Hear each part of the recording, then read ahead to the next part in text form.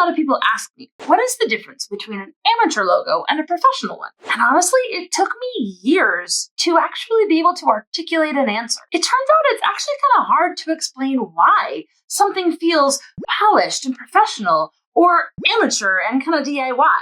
But you know it when you see it, right? Recently, I spent some time really thinking about this. And I realized that there are a few general principles plus a few specific technical details that can really make the difference between something that feels just kind of off and something that actually works in the real world. Plus, there are a few checks that you can run every time you work to save yourself from missing something really obvious because you were just too close to the project, which has happened to everyone.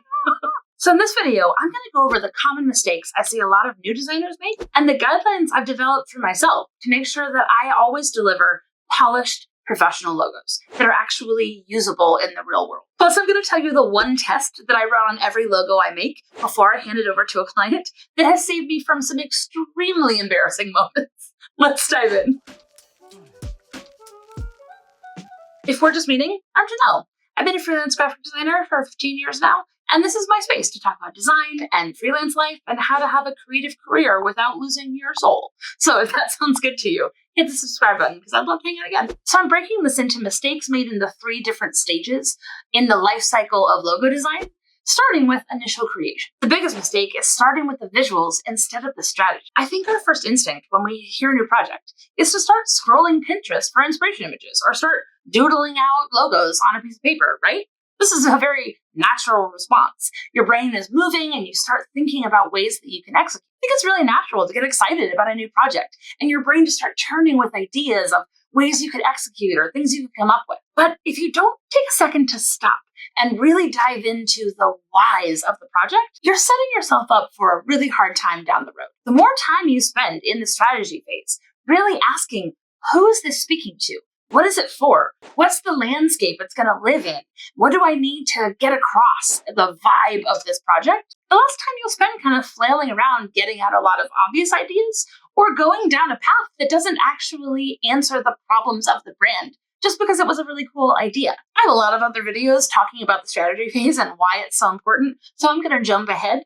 But I think that this is one of the biggest things that separates a professional designer from someone who's just kind of dabbling in logo design. The second easy mistake is not to design in the vector format. What I mean by that is if you hop onto Canva, type out a word, make an image, and call it a logo, that could be a really cool mark, but it's not actually a usable or scalable logo that you can then take and apply to different types of products in the future. The reason that a vector-based program like Adobe Illustrator is the industry standard for creating logos is that it creates graphics that can be infinitely scalable, very small, or up into a billboard. Those assets are then useful across all mediums, digitally on a screen, printed out on paper, embroidered onto a hat, scaled up or down as needed infinitely. And that's what sets apart a logo from an image or an illustration that you can use to represent your brand. And that's a pretty big difference that not everyone knows right off the bat.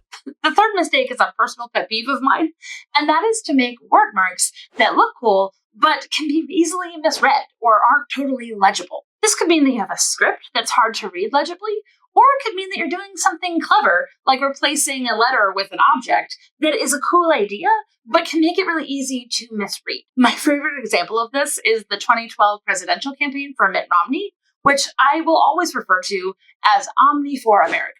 That R is a really cool mark, but when you step back, it's hard to read it as part of the same word, and that's a really easy mistake to make. The common culprits for this are usually replacing objects for letters, making an oversized first letter that makes it hard to read with the word, or just bad kerning. In the current age, making accessible logos that everyone can easily read and identify with the brand should really be our first priority before we get really clever or cute with our execution of the thing, as lame as that sounds. The next one is a really easy thing to forget, and that's to always check your designs against a database of existing and trademarked logos. You can spend weeks diving into the perfect mark and forget to see if there's something that exists that's kind of similar already. No idea is completely new, and it's okay to have some similarities, but it's really important to make sure that you're not making something that's too similar, especially to something that's in the same industry or geographic area. You can actually put your client into some legal trouble if you make something that's too close to a mark that's already trademarked. This doesn't have to be daunting or difficult. It actually only takes a few minutes to pop the logo you're working on into a database just to make sure that there's no major red flags. I'll list my favorite database below, the one that I use all the time. But it's a really good habit to get into early on in the process, so you don't get way down the pike before you realize that you have to do like a complete about face. The last easy mistake in the design phase is to not think enough about scale. It can be really tempting when you want to make something really unique and cool to throw in a lot of details and elements to a design. But the number one thing that any logo has to do is be legible across all different sizes. I don't personally believe that you have to have a really simple logo. I think you can make something really intricate and detailed if the situation calls for it, but you still have to consider how it looks at really small sizes. A really good check is to just take your logo, blow it up to something very large, and then shrink it down to something very small. Squint and make sure you can still read what's important. Another really professional thing you can do in the design process is to make a simplified version of the mark that will replace the usual one every time that it's used below a certain size. This way you can make something really detailed and interesting, but when you need to shrink it down to a business card, the client knows that they have a version that can be optimized for that specific space. You can add extra padding or stroke weight around graphics, and you can adjust the kerning so that words are more legible at really small sizes. You don't have to throw the baby out with the bathwater, but thinking about how this will be used in real-world situations is really the difference between an amateur and a pro. This is the stuff you lay out in your brand guidelines, so a client feels really confident in how to use their logo in the real world. And thinking through these applications is one of the biggest differences between an amateur and a pro. Next are easy mistakes in the refinement stage. A big mistake I see a lot of beginners make is to start designing in the colors that they want to use. That seems pretty natural because you want to see how something is actually going to look, right? But the primary job of a logo is to be usable everywhere. And there will always be times when you're going to see that logo in black or white. It can be really easy when you're designing in color to forget how something looks when it's just black. I also think that color is the best part of design, and it can be really easy to use it as a crutch. Seeing a mark and a bunch of pretty gradients is great, but if it doesn't work in just black, then it doesn't quite work. The more you can focus on making really interesting and powerful marks that work in just black, and then adding on interesting colors to them, the stronger your actual designs will be. Plus, if you jump straight into color, you can get way down the line before you realize that the white version just looks like one blob shape and it's super embarrassing. Trust me, I've been there. A big mistake is to make logos that require explanation or a detailed backstory to get it. You've probably seen those cool breakdowns where someone explains the different elements of a design and how they all lay on top of each other to make a mark, right? And it's really neat to see the backstory or the symbolism that's hidden in a mark. But if the thing itself can't stand on its own two legs and just look good without needing a lot of explanation or backstory, then you haven't gone far enough. And that's something I think we can get a little bit caught up in. The last mistake in the refinement stage is not running what I call the 13-year-old boy test on every logo you make. What I mean by that is that when you are making something, you are granular, you are close, and you can kind of lose perspective. And sometimes there are references or visuals that you don't even see because you're too close to the project. One of my favorite examples of this is the ice cream brand Jenny's. It happens to be my favorite ice cream, and I really like their branding. I love the mark. It's personalized, it's expressive, it looks great. However, if they had handed this to any 13-year-old boy before they launched, they probably would have gotten a lot of giggles. Because even though it's expressive and lovely and beautiful, if you squint, it kind of looks like a different word that maybe they don't want to associate with ice cream. Because they launched with this logo, Jenny's actually had to do a whole rebrand process where they worked with one of my favorite designers, Jessica Heish, to come in and retweak the logo. They didn't want to change the vibe or the expressiveness, but they needed to make it more clarified and easily differentiated from the other word. And this is what happens when you don't run the 13-year-old boy test. A habit I have adopted is that every time I am about to finish a design before I show it to a client, I show it to my husband, who has the mind of a 13-year-old boy. And if he starts giggling, I know I have a problem. Finally, we have a few mistakes in the application phase. You can make the coolest mark in the world, but if you don't take the steps to make it really useful to your client, it's still kind of amateur. The first one is only making one logo variation. I just did a whole video on the Cracker Barrel rebrand fiasco, and that was their biggest issue. They had a really iconic logo that a lot of people felt strongly about.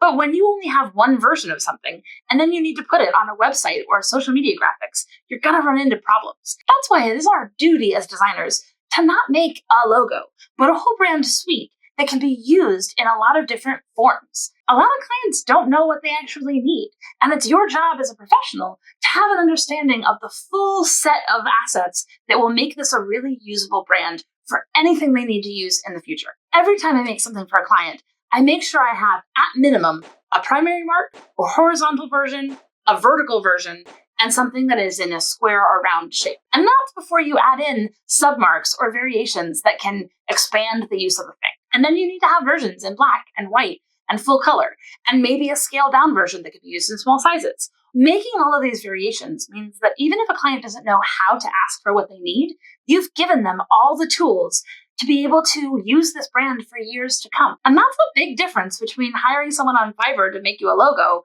and working with a professional to create an entire brand suite that is useful and adaptable for all of your needs in the future. A similar mistake is not making print-ready versions of all of your brand assets. When you design something in a digital program like Photoshop or Illustrator, the default setting is going to be an RGB colorway. I'm not going to dive deep down the color mode rabbit hole in this video because I covered this in other things, but basically you need to make sure that you also have versions in CMYK that are ready to go for printers. The colors are probably going to be similar, but there's actually a lot of variation that can happen when you let the computer automatically translate RGB into CMYK.